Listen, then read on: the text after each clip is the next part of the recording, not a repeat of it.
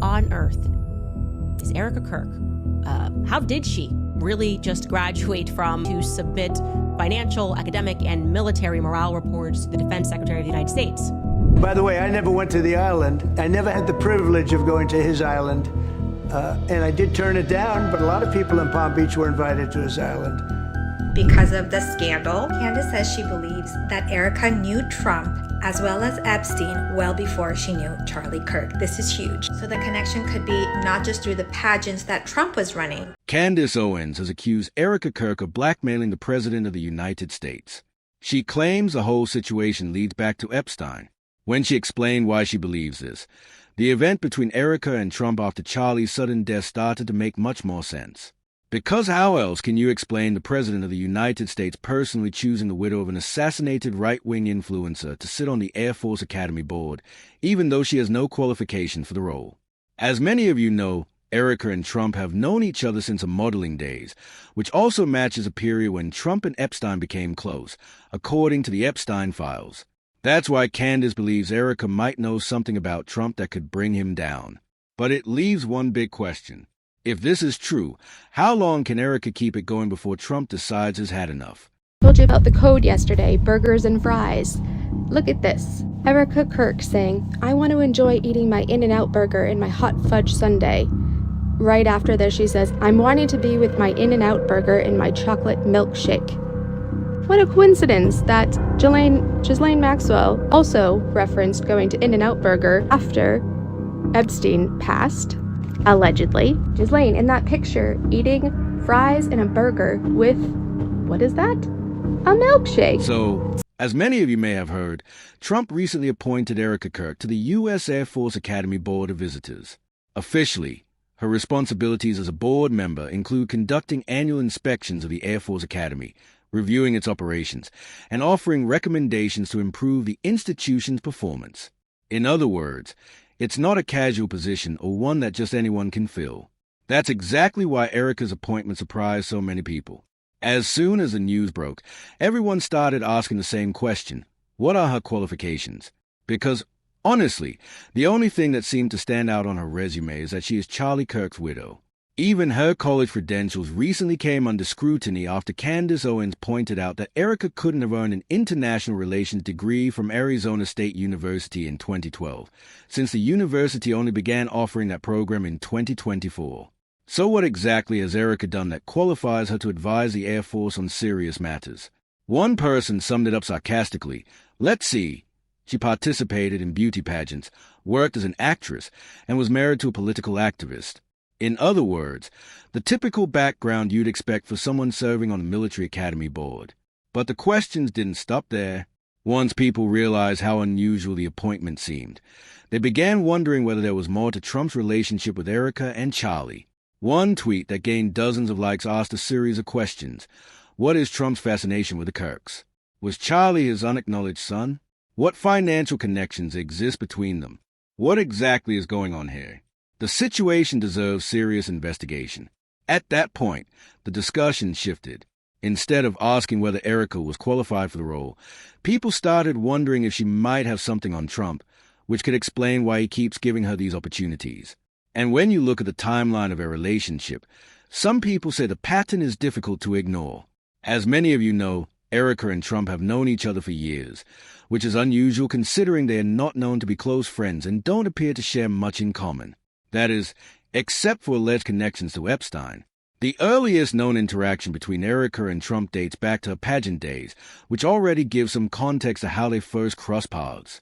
Reports claim Erika entered pageantry in hopes of gaining fame, and some rumors have even suggested she was willing to do whatever it took to move within powerful circles connected to Trump and other wealthy. In 2015, Erika begins tweeting about being a casting recruiter in LA. And then between 2015 and 2017, she's confirmed with multiple people who worked at Next Model Management, multiple people, that Erika is seen taking multiple meetings at Next Model Agency. And if you know, and if you've been following the Epstein files, this is one of the agencies where there were a lot of girls, beeped through, okay? Remember Erika's Romanian Angels orphanage? Recently, reports surfaced claiming that the real reason the orphanage was shut down was because children were disappearing at an alarming rate. What's strange is that there's almost no record of the orphanage itself, no clear information about the staff who worked there, and no publicly available details about how it operated, even though it was reportedly connected to the U.S. military. It's also been alleged that the children had their documents taken and were then sent to other countries without identities.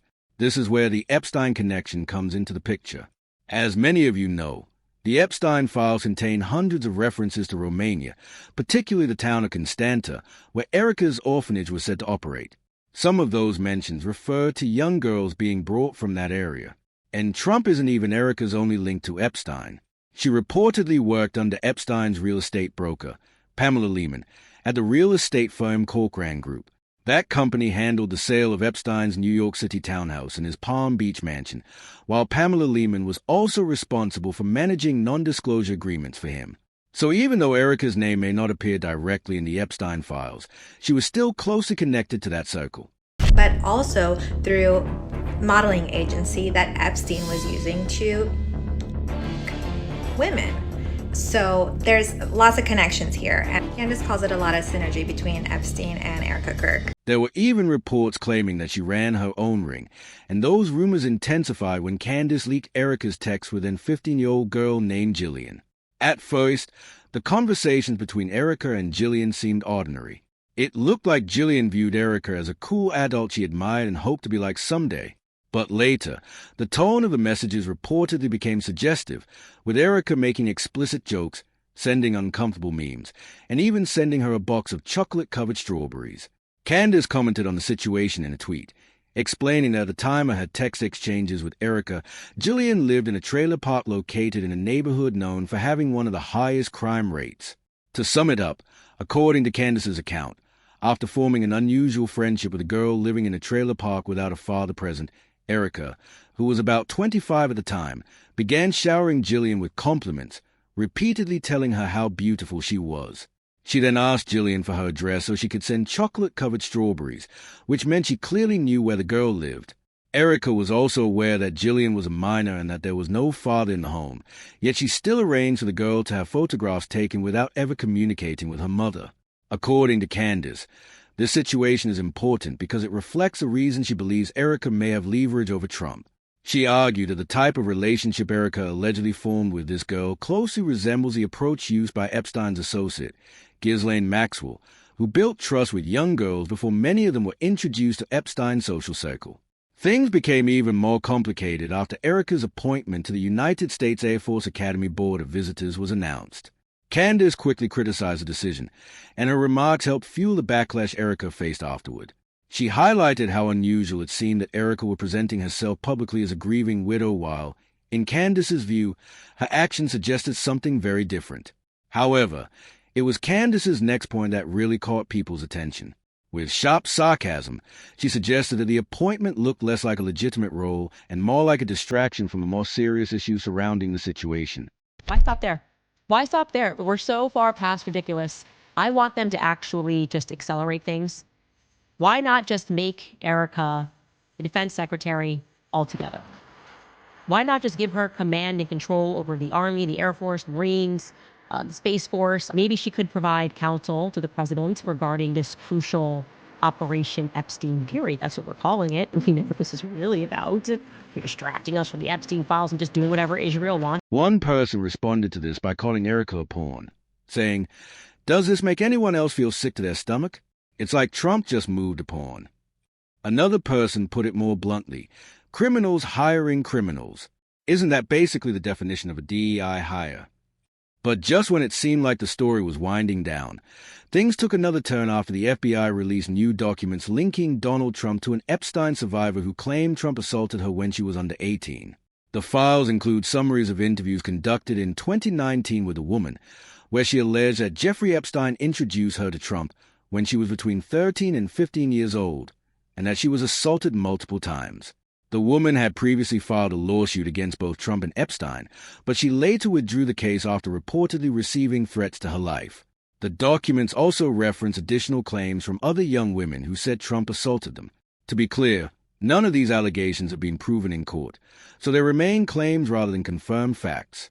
However, many people online didn't view the situation that way. Instead, they interpreted it as possible evidence that Erika might know something even more damaging about Trump than what has already surfaced in the Epstein files. According to Candace Owens, this could explain the way Trump and Erika have been interacting. What has made the situation especially unsettling for some observers is the timing. Charlie dies suddenly. Erika steps into the spotlight, and almost immediately she's placed into positions that are usually reserved for military officials, lawmakers, or policy experts, not influencers or widows. So when Candace suggests that Erika might know something about Trump's past involving Epstein, many people online aren't dismissing it as just another random theory. Instead, they're connecting it to what they see as a pattern. And the point people keep returning to is this. For years, Trump has publicly tried to distance himself from Epstein. Every time the subject comes up, he repeats the same message, that he barely knew him. You ought to be speaking about Bill Clinton, who went to the island 28 times. I never went to the island. You maintain you did not write a letter for Jeffrey Epstein's birthday? I don't even know what they're talking about. But if someone from that same social circle suddenly ends up this close to power, it raises a question many people hadn't been asking before about Erika. Because if she really does know something more significant than what's already in the files, then the real story might not be why Trump appointed her. It might be why he can't afford not to.